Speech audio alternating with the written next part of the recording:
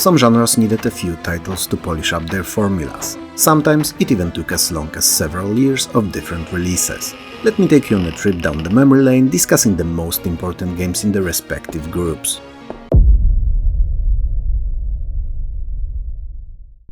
While the importance of 1984's Karate Champ as the first versus fighting game is unquestionable, as it introduced us to a concept of a game in which two combatants faced each other using martial arts, its quality and fun factor was far from perfect. It was okay as a first attempt, but its staying power was rather low. Released in 1991 in the arcade Street Fighter II, however, turned the genre upside down and elevated it to a worldwide phenomenon status. It was a revolution and evolution rolled into one, and what came from the mix was an explosive, devilishly addicting and hella playable game that very quickly found its way to both hearts of millions of gamers and all home systems of the time in series of better or worse ports. Instead of twin-looking different shirts or pants-wearing mofos from earlier games, Street Fighter II introduced first 8 and then 12 entirely unique characters, each with their own distinctive looks, stages, numerous special and often explosive attacks and gameplay strategies. Sure, perhaps all of it was not balanced perfectly, but each of the characters was exceptional in its own way and capable of completing the game with.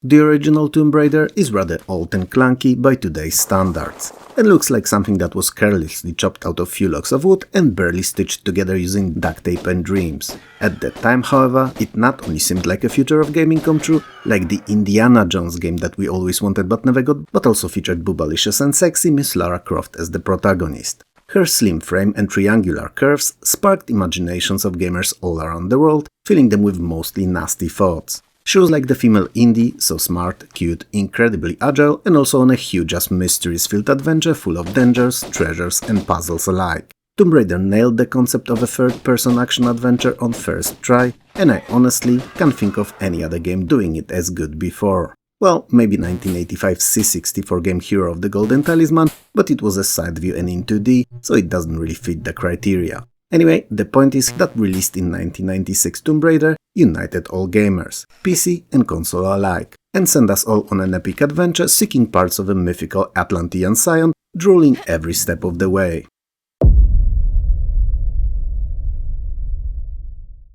It is often cited that 1985's Super Mario Bros. On NES played a big role in helping US recover from its earlier 1983's video gaming crash, and there is a lot of truth in that. But most importantly, it single-handedly created an entirely new genre of side-scrolling platformers. It took what we knew from many other arcade and platform games, kicked it on the side, like really hard, and let it scroll smoothly to the right, changing the way we played games forever. It was no longer about surviving on a single screen filled with bodies, or collecting everything that there was on it. Oh no, it was finally an adventure that took us to, so many castles trying to catch up with Bowser and Free Princess Peach. I mean, judging from what I remember, she somehow always happened to be in the another castle, but I was never very good at Super Mario, and I know for a fact that if you persevere, collect coins, mushrooms and other power-ups, you may rescue her in the end and then be allowed to check on her bathroom's plumbing. Because yeah, you're a plumber, she's royalty, and that kind of love has no place in the Mushroom Kingdom.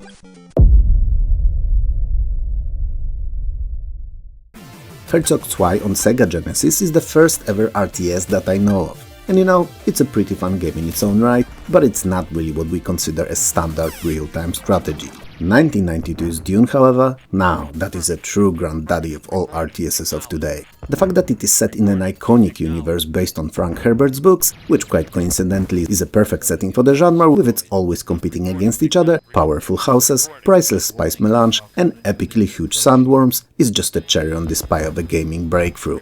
Dune 2 is responsible for creating, perfecting, and standardizing of a wholly RTS mechanics trifecta. So resource gathering, base building and army raising. And it's a balancing act of figuring out what and when to do to harvest as much spice as possible, spend it smart on structures and units, and defeat all enemies time after time, progressing through its overarching campaign. Naturally, when compared to recent entries in the genre, Dune 2 is a simple game, but it is widely considered as the first quote-unquote modern RTS nonetheless.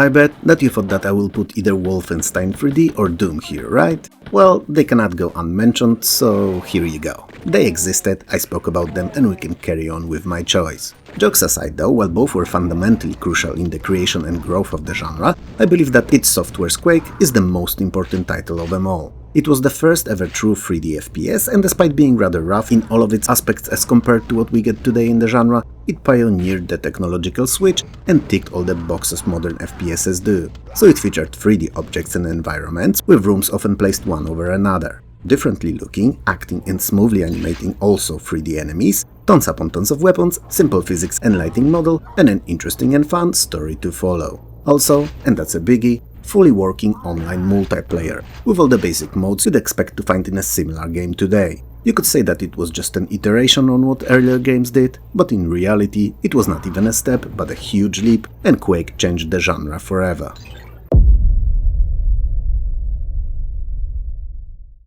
While technically speaking, the very first point-and-click adventure game was 1985's Enchanted Scepters on Mac, its interface left a lot to be desired. It used series of pull-down menus which were anything but ergonomic, and while perhaps a better solution than text parsers, it was still far from perfect. Enter Maniac Mansion, a cult classic point-and-click adventure game that introduced its new and revolutionary verb-based SCAM engine. SCAM standing for Script Creation Utility for Maniac Mansion. It allowed gamers to click on a set of 15 generic verbs, like push, pull, open, close and use, and then an object within the game world to interact with it. The animation would then play out to show the outcome of said action, and the entire experience would be more natural and involving, as it didn't require you type in walls of text. So to achieve something as simple as, let's say, putting a hamster in a microwave, you needed maybe 5 or 6 mouse clicks in Maniac Mansion and not an entire paragraph of text to type in like in older games. And even if time had proven that 15 verbs was way too many and future iterations of SCAM and copycat engines saw the number reduced to just a handful, their use mechanics was groundbreaking, and the entire adventure genre soon followed Maniac Mansion's footsteps.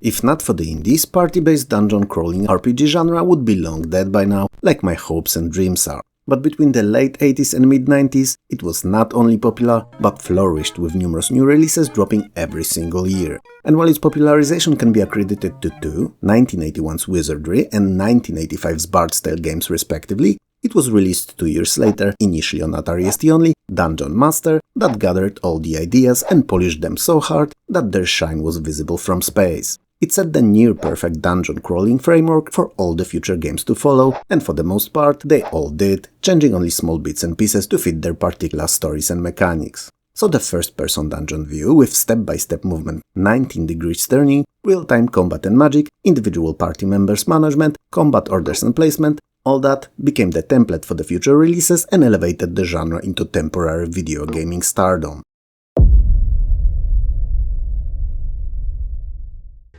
I'm sure that most of you would agree that while Gears of War was Xbox 360's biggest hit and a system seller, it was not actually the first 3D-person cover shooter. That title would go to 1999's Winback, which was a rather fun N64 original that sadly never gained the recognition it deserved. But while it was a decent game, it was far from perfect. The main character animated awkwardly, the auto-aim was incredibly annoying, and you were near defenseless in close combat.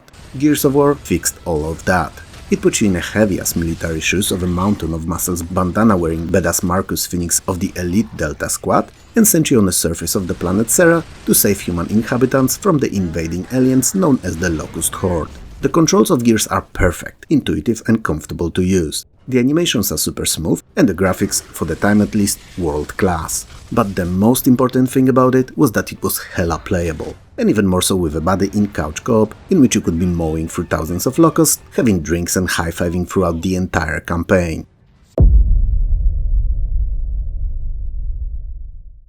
When OG SimCity released, it changed what we thought games could be. No longer they had to be about shooting at aliens, racing at daredevil speeds, surviving against hordes of baddies, adventures in deep and monsters-filled dungeons, or even mind-boggling puzzles. Nope, we could be designing cities of our dreams and watch them grow and prosper. Or, well, shrink, fall into debt and fail. Because you know, there's always that option too. But while SimCity was undoubtedly a unique kind of an experience, it always kinda felt like a mid-step between what came before and a great game that would arrive after. And you know what? It did. SimCity 2000 pushed its way onto our hard drives in 1993 and stole weeks, months, if not years from many of us, with its simple to get into but deep and engaging gameplay loop that built on the ideas of the original. Everything about it was bigger or better, sometimes both. So the presentation got a bump up to isometric high-res and high-color SVGA, the plethora of buildings, services, amenities and everything that could be placed on the map more than doubled, and under the hood simulation engine ran faster and considered many more variables than ever.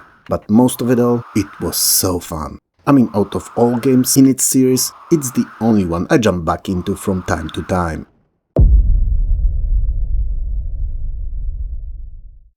Sid Meier nailed it with this civilization. I mean, the man's not a legend for no reason, and most of the games that he laid his magical touch on either ended up being huge hits or at the very least memorable releases. Also, no other designer has ever had his name plastered on as many gamebox covers as he did. So yeah, Civ was a bullseye. And while it perhaps was less feature-packed than the entries in the series that came after, all the foundations, all the building blocks and mechanics that the series would iterate upon for decades were laid out, and it's as fun today as it was in 1991. Civilization is this gigantic 4x turn-based historical strategy that lets you pick a nation and lead it from the prehistoric times straight into the future, shaping it into what you'd like it to become. So you can create a powerful military-based empire spreading death and destruction all over the world. You can accumulate gold like Scrooge McDuck to then later throw it at any and all problems that may occur. Or even better, you may lead a technological race, not going for strength in numbers, but rather in quality of your armies. The possibilities are endless, and hardly ever two games of Civ are anything alike.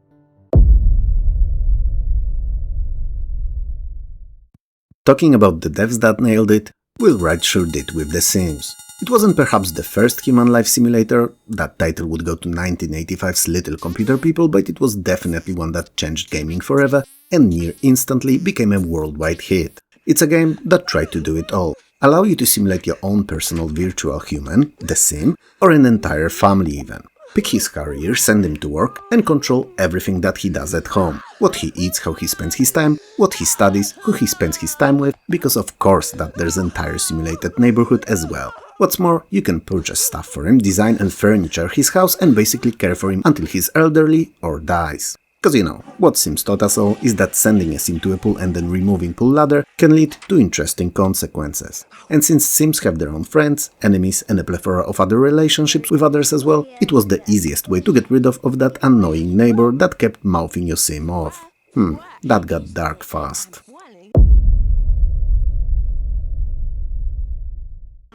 Since we've somehow landed on a subject of things getting dark, Dark Souls. A game that polished earlier 2009's Demon's Souls' gameplay formula, effectively creating a Souls-like subgenre of third-person action role-playing games. Games known for the demanding combat, unforgiving bosses, and countless, often single-hit deaths that the player had to succumb to before learning the loop of it. On the flip side, when you reach that level of understanding and become one with your character via master controls, Souls-like are some of the most fulfilling gaming experiences. While I was never a fan of the genre because of how difficult it is, I cannot overlook its importance and popularity. Interestingly enough, I saw a video by Asmongold recently where he claimed that people who call games like Dark Souls or Elden Ring difficult self-report as bad gamers. And you know what? Having thought about it, I have no choice but to partially agree. He's right, guys. Me sucking at them is not on the games, but on me. I mean, there are millions who find them not only not difficult, but also very fun to play. That said, I agreed only partially, cause there are dozens of other genres at which gamers such as myself can still be pretty darn good.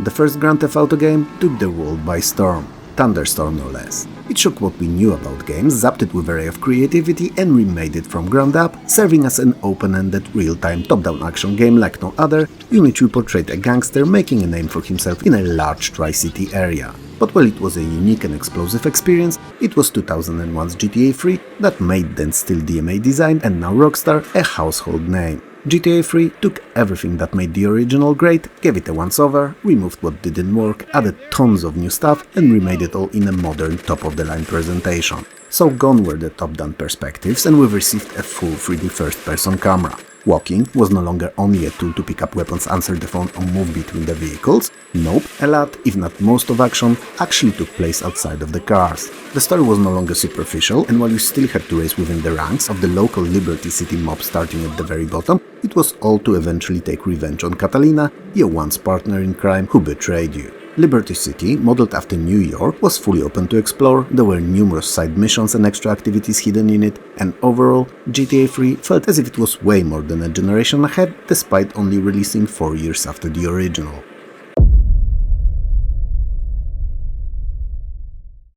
Oh man, I seem to be talking about Sid Meier a lot. But what can you do? The dude was, nay, is a legend, a living and breathing one at that, and his impact on video gaming and its history is monumental to say the least. So, while terrible looking by today's standards, 1976 Interceptor that you're watching now may have been technically the first game in its genre, it was F-15 Strike Eagle made by Sid Meier 8 years later that I consider the first game to tick all the flight combat simulation genre boxes. It featured a cockpit view, many of the instruments found in a real F-15, machine guns, guided missiles and bombs as your armament, a rather decent flight model, it took place in Middle East and Asia during 70s and 80s and most importantly, featured real-life missions that the plane was originally used in, sending you against both ground and air targets. Looking at it from the perspective of time, there were better flight combat simulation games released later, like its direct follow-up for instance, but Sid's first F-15 made the entire genre come true.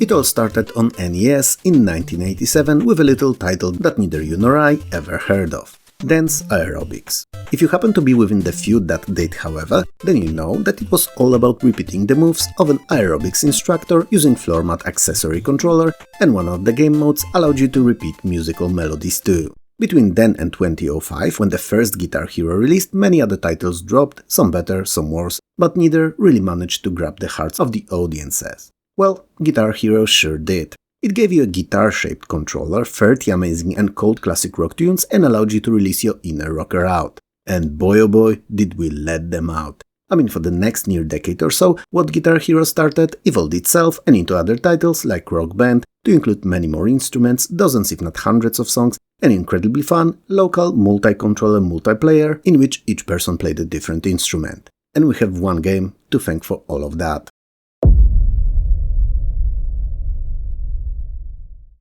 I sometimes think about that signal that we keep sending into space seeking signs of life. The one with a drawing of a person within the circle, a few musical tunes and a lot of math, proving to potential signal receivers that we're not only sentient but also capable of learning and understanding of complex and abstract concepts and art too. That said, there are no games sent anywhere. And while I understand that sending a dozens of gigabyte strong title out there is silly at best and downright stupid at worst, we could have always decided on something simpler and still impactful. And I believe that the most famous puzzle game ever made, and arguably a genre starter, Tetris, is the best pick for that honor. It's a game that's simple to grasp and get into, but very demanding to master. It also proves our understanding of math and that we have many different use cases for it too. It's in the zeros and ones of its game code, it's in the scores, it's in the game board and how it's arranged, and it's even in the shapes of all the tetrominos. But most importantly, it proves that we can use it to create entertainment out of virtually anything if we put our minds to it. In many ways, Tetris is a perfect game, and sending it to space is just one of those ways.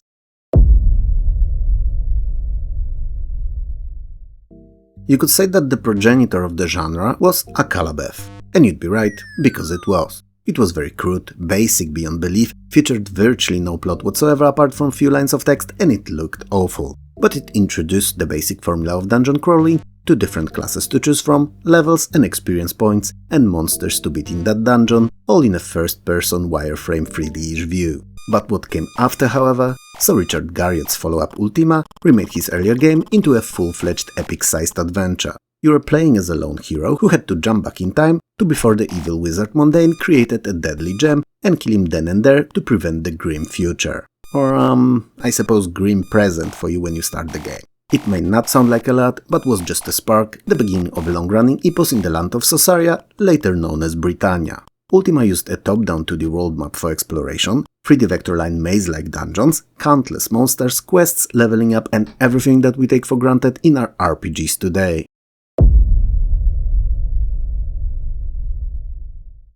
Even though there were only 4 years between released in 1992 Alone in the Dark and arguably the most important game in survival horror genre, first Resident Evil, the difference between them is quite big. Both used outdated by today tank controls and pre-rendered backgrounds on which real-time rendered 3D characters and items were overlaid.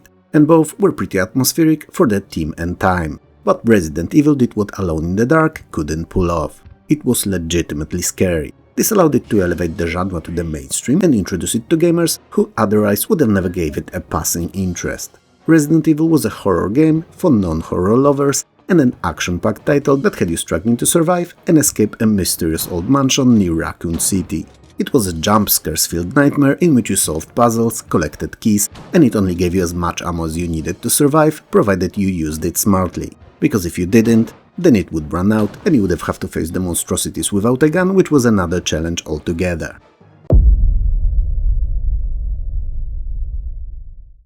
If you look at Julian Gollop, a legendary designer and games that he worked on, one theme will be prevalent and shared between them all. They were all mostly turn-based tactical strategies. He clearly had a lot of love for the genre and he also helped molding it into what it is today. I mean, his 1988's Laser Squad was one of the first squad-based tactics games ever made, and it was a blast. It gave you a team of Space Marines to control and a series of tactical scenarios to beat, each of them different and each of them super fun to tackle too. But it was 1994's UFO Enemy Unknown, on which he worked with his brother Nick, that was a timeless masterpiece. It was a culmination of over a decade of game design and gaming experiences, and it combined everything that Laser Squad did well, so a turn-based squad tactics with an ocean worth of extra features. There was a ground strategy element in which you had to protect the Earth from an alien invasion by building series of XCOM bases. You designed them, stocked them up with ships, guns and troops, and then micromanaged them to hell and back. You had to research new technologies, manufacture gear, your soldiers gained ranks and got better, and there was even a simple morale system included, which could cause both yours and enemy units to panic or even go berserk. UFO was a masterpiece that shaped the entire genre.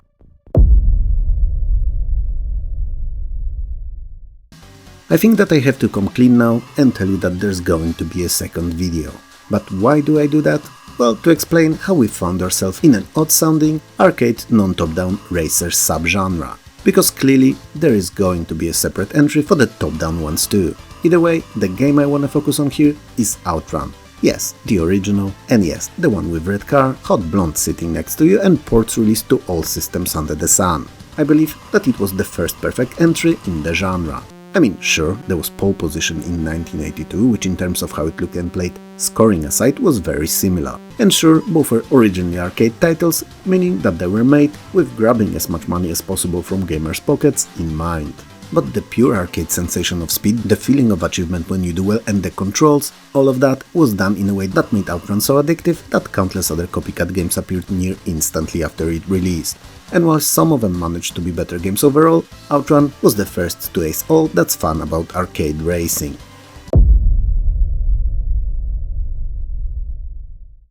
(1979's Zork is a granddaddy of text parser-based adventures. It was one of the very first games in the genre, and given its origin hailing from large mainframe computers in the early 70s, some consider it the first to ever exist. It utilized text parser for controls, with non-traversal commands usually consisting of a verb and a noun. So take cake, attack man, or milk cow for instance. And while it's a very notable entry in the history of gaming, I believe that 1984's King's Quest by Sierra is a more important release. You see, Sierra made their games with graphics. I know, shocker. And sure, there was 5 years between them and they both stuck to the parser, but having images displayed and animations showing all your actions somehow made King's Quest come to life. I mean, you didn't have to read walls of text when exploring new and unknown locations and then remember everything that you've read. No, you could get there and see it all with your own eyes, memorizing it organically. What's more, many of the tasks that you had to complete in King's Quest had more than one solution, there were few game endings, and best of all, playing it felt like taking part in real-life animated fairy tale.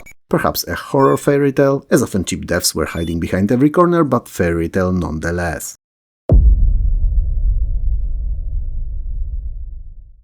We can complain about Nintendo as much as we want to, about how they gatekeep their games, how unfriendly they are towards retro gamers and emulation, even if it keeps the games that they've long abandoned alive, but one thing about them remains constant: the quality of their first-party releases. And also, they're the only company in this video that have two games that single-handedly define their genres. And Super Mario 64 was the first real action-oriented 3D platformer. the core gameplay remained unchanged from the original, so you still complete stages, jump over obstacles and defeat enemies, all the while collecting coins and stars. This time, however, without a timer, in full 3D and with plethora of new moves like punching, crawling, climbing, double and triple jumping, and more. The power-ups are new and exciting too, and the enemies and bosses, oh boy, the Big N nailed it on the first try once more. The best thing about Super Mario 64 though, is that if you can ignore the simple by modern standards presentation and rather clunky camera work, is that it plays as well today as it did in 1996.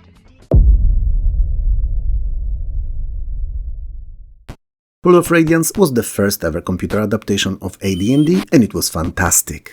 It featured a fun to follow and very AD&D-like adventure, first-person perspective town and dungeons exploration, and hella fun, for the time at least, turn-based tactical top-down view strategic combat. Released exactly a decade later, Baldur's Gate took all that and everything we've learned over that time about video game design and made a near-perfect game. Its story was a long-ass, satisfying and a blast-to-play campaign that's at times touching, at times epic and occasionally even downright scary. And it's full of twists and turns that will keep you glued to the screen whether you're a fan of the genre or not. Other than the lovely Moen that has your back like a champ from day one, all the other party members are actually met and recruited throughout your adventure. And it's the second edition of AD&D that Baldur's Gate is based on, so it's objectively speaking a better base for the game. Combat encounters are real-time with an active pause so that you could issue all those orders and then see them play out later. To me personally, Baldur's Gate is the second best RPG of 1990s, only trailing after the first Fallout.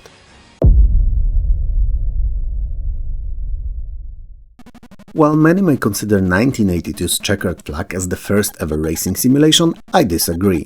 It features no opponents, the tracks were literally littered with oil slicks, glass and even puddles of water, and it looked downright terrible. That last may be because of the hardware limitations, but it was an important factor to me. But you know what game I consider to be truly the first in the genre? And please, feel free to disagree, but that would be Geoff Cramon's Refs on C64. It was a Formula-free simulation with a couple of real-life tracks, simulated physics, which is something you'd not expect from C64, and a bunch of opponents to race against. It was great. It was, but it was not a genre-defining game. Not yet, at least. Because the one that I would consider as such was another of Mr. Cramon's releases, his 1991's World Circuit, aka F1 GP. Well, it had like 4 other names too, depending where it released, but naming aside, despite the year and the system it dropped on, it was the first true modern simulation that I can think of. And it was packed with features. Real tracks, real drivers, extensive car tuning, driving physics, 3D graphics, working rear mirrors, don't laugh, it was a feature once, simple but fully functional damage model and weather effects that actually influenced the driving conditions. It was the first and for a while the best.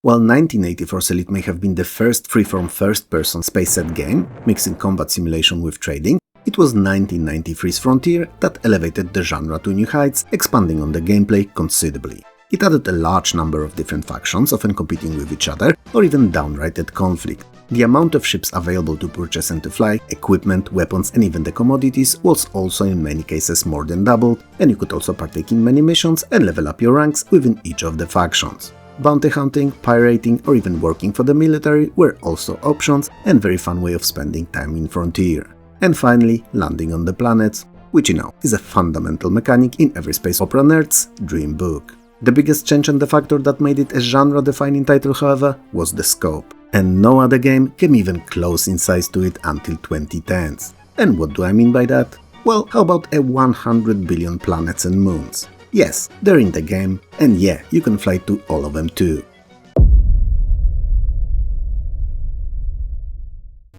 The last entry in today's video will be a bit different, and also a tad controversial. Because while it goes without saying that the first time we'd kick asses and punched buddies in a side-scrolling manner was in 1984's Kung Fu Master, aka Karate Champ, which for the record is the weirdest naming ever, given how different these two martial arts are, I wouldn't say that it was the title that defined its genre. Well then perhaps 1987's Double Dragon, the first brawler that featured weapons that could be picked up and used. Well, yes and no. It was nearly my pick, but eventually I decided against it. And I chose... I wish I had someone to do a drumroll for me here, it would be so cool. I chose Capcom. Yes, the Capcom. As in the video game developers that flooded the arcades with amazing releases and were responsible for some of the most iconic titles in the genre. I mean Dynasty Wars, Final Fight, Knights of the Round, Captain Commando, Warriors of Fate, Dungeons and Dragons, both of them in fact, The Punisher, and even Cadillacs and Dinosaurs. They defined, molded, mastered and perfected the genre, and while many other amazing games released from other devs, Capcom were the absolute kings of 2D brawlers. And they kinda still are to this very day. Thanks for watching, guys. If you enjoyed exploring these pioneering games with me, come back for the next one, which will release, well, at some point soon. And make sure to give this video a like, subscribe for more content and tap that bell to stay up to date with my releases.